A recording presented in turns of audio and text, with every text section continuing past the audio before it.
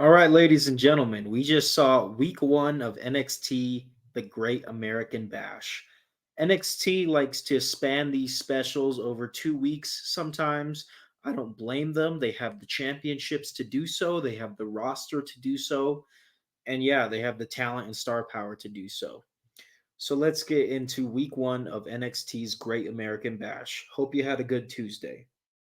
We started with the WWE Women's Tag Team Champions, Unholy Union, retaining those titles against Metaphor in what was a good showing on both teams, for both teams. Now, Metaphor will go into SmackDown and will be taking on former champions Jade Cargill and Bianca Belair. That will happen this Friday, the day before SummerSlam. Our next match of the evening was Tony D'Angelo defending the NXT Heritage Cup against Tavion Heights. And of course, I love watching the NXT Heritage Cup be defended on NXT because they do the rounds, they do the British rounds style. And I think the rounds style of wrestling is very good, right? You got like 3 minutes to go hard, and then you get 30 seconds to take a break, and then you go into another round. There's also multiple pinfalls. I really like the concept of multiple pinfalls in one match. I know CMLL does it a lot. CMLL's matches are best 2 out of 3 falls almost all the time. Nonetheless, guys, I really enjoy the British rounds style of wrestling. And I love Tony D'Angelo and the fact that he's been doing a solid job with the NXT Heritage Cup. It hasn't been amazing, but it's been fine. It's been good. There's nothing wrong with it. They're really just letting Tony D'Angelo grow his in-ring technique, and that's what this Heritage Cup does.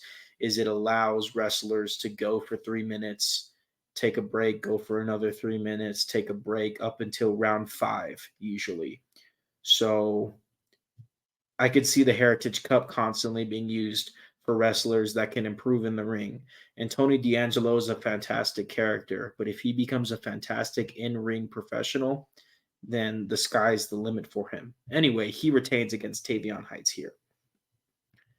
We then get Cedric Alexander versus Brooks Jensen. And I was surprised to see Cedric Alexander get the win here. It seems like Brooks Jensen has bigger things on the horizon for him.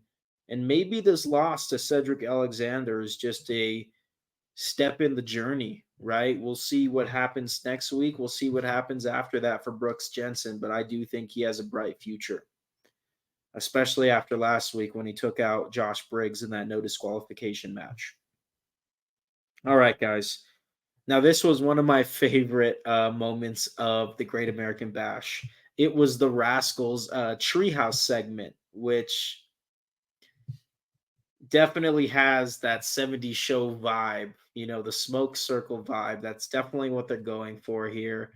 It's hilarious, cracks me up. I love the Rascals. This is the OG Rascals, not the NXT Rascals, MSK or whatever they were called. So it was really cool to see this segment. It cracked me up. I hope the Rascals enjoyed what they were having over there in that treehouse segment. Wink, wink. All right. We then had Joe Hendry's concert. And at first, when I heard that Joe Henry was going to be doing a concert in NXT, I thought, this is another example of WWE not really. Oh, sorry. This is another example of WWE not understanding something, right? Joe Hendry, even in his WCPW days, would come to the ring to his own covers, his own songs. He's an interesting fella, and the wrestling universe loves him right now. Nonetheless, they actually had him do a concert, and to me, it rang similar to when Elias used to carry that guitar around in NXT. He wouldn't play the guitar very much at all, but he would carry the guitar around, right? You guys remember Elias in NXT? He was known as the Drifter. He'd hit people with the guitar. And then they brought him up to the main roster and they started having him do concerts in the ring. And to me, it was like, dude, that's not the point. He's the Drifter. He hits people with his guitar. Now you got them singing songs, and it kind of ruined it, in my opinion. Nonetheless, guys, Joe Henry has a little concert here, and he is able to bring the momentum. If anything, this might have been a test, because when I saw Joe Henry do his concert, I was like, oh, this reminds me of The Rock, which is a really good sign. So sorry, Joe Hendry does his concert here, and then Gallus attacks him and jumps him during his concert. This is definitely setting something up for next week. And yeah, I think Joe Hendry in NXT has been really entertaining lately. I can see him being full time NXT soon. I think they're going to go ahead and poach him from TNA. We then get Jada Parker defeating Kendall Gray in what was a solid women's NXT mid card match. Not going to complain. They're getting the reps in, they're learning, and they're getting better. And they're showing out here at the Great American Bash. We got two more matches here, guys. Let's try to get out of here pretty quickly. We got JC Jane, Fallon Henley, and I never remember the third woman's name of JC Jane's little faction. That's embarrassing. I'm sorry. Nonetheless, man, JC Jane's little faction gets the win over Sol Ruka, Lola Vice, and Carmen Petrovich.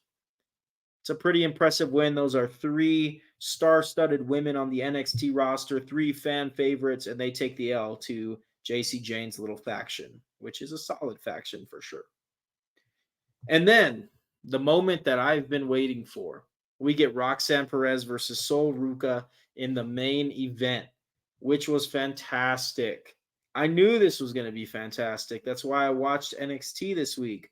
For those of you that know me, no, I don't watch NXT every week. I'm sorry. In this big world of professional wrestling, and me especially, covering so many promotions for you guys, NXT just kind of slips through the cracks more often than not. But nonetheless, this was a fantastic main event for the NXT Women's Championship. And of course, Roxanne Perez retains, but it was a fantastic showing for Thea Hale, who has a bright future in NXT and in WWE. That's all I got, ladies and gentlemen. That's week 1 of NXT's Great American Bash. We're getting out of here in 7 minutes and 30 seconds, roughly, which is probably a record for me. So let's go. Have a good Tuesday. I might watch AEW tomorrow, cover the show. We will find out, right? All right.